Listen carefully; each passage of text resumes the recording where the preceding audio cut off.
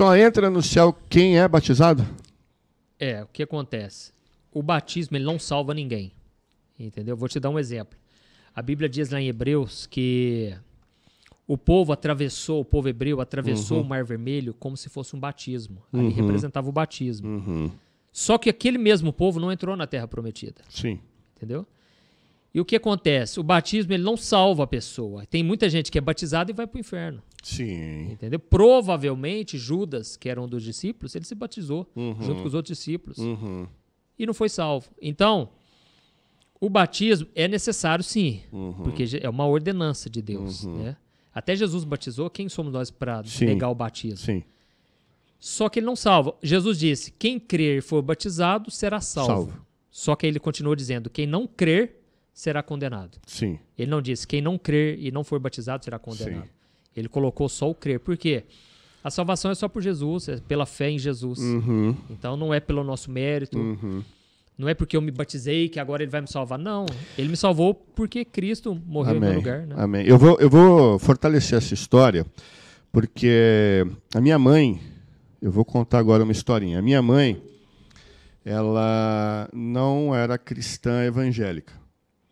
Eu não vou contar meu testemunho aqui, mas assim, eu já fui muito louco também, já fiz muita besteira, quase dei cabo da minha vida.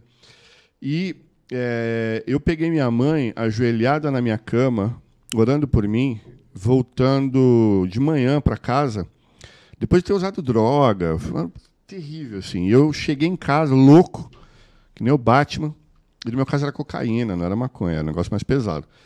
Aí eu... Droga é droga, né? Mais pesado, mais leve, mas é uma porcaria. Destrói mais. Destrói mais, E aí eu cheguei em casa, no meu quarto, minha mãe estava ajoelhada na minha cama, de joelhos, chorando na minha cama, para que Deus, na crença dela, me livrasse de morrer, porque eu ia morrer. Só que a minha mãe também me viu pregando na igreja. Eu me converti, também abandonei tudo quando eu me converti. E um dia eu fui pregar, foi a primeira vez que eu fui pregar na igreja, em Ribeirão Preto. E aí eu subi no altar, quando eu olhei para a galera que estava sentada, minha mãe estava sentada lá, até tomei um susto. Então minha mãe orou por mim, né, sem ser evangélica, e acabou me vendo, me convertendo e tal. E a minha mãe teve câncer na pleura. E foi uma metástase, aquilo foi tomando conta dela.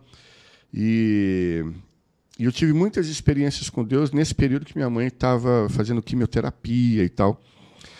E, num determinado momento, a minha mãe aceitou Jesus como Senhor e Salvador. Só que ela já estava muito debilitada. E ela aceitou Cristo e dava para perceber ali... eu costumo dizer o seguinte, a gente vai tomar... Eu ouvi isso uma vez, né? A gente vai tomar 3 sustos quando chegar na glória. O primeiro é olhar e ver aquele irmãozinho da igreja que vivia com a mão para o alto, adorando ao Senhor, o cara não tá na glória. O primeiro susto. O segundo, aquele irmãozinho perdido, cabeçudo, pecador, de repente o cara está na glória. Você vai falar, nossa, aquele irmãozinho santo, que imaginava que era santo, não está. O irmãozinho perdido está na glória. E o terceiro susto é eu estou. Porque às vezes a gente também fica pensando que está salvo, se a gente não alinhar a nossa vida também direitinho, está correndo risco. Mas a minha mãe, essa eu tenho uma convicção de que ela foi salva, cara. Ela, no leito de morte mesmo, assim, ela aceitou Jesus como Senhor e Salvador e passou poucos dias ali, ela morreu. Ela não teve tempo de batizar. Ela não teve tempo de descer as águas. Mas, naquele momento, eu creio que a confissão de fé dela a salvou. Então, fortalece o que você acabou de dizer.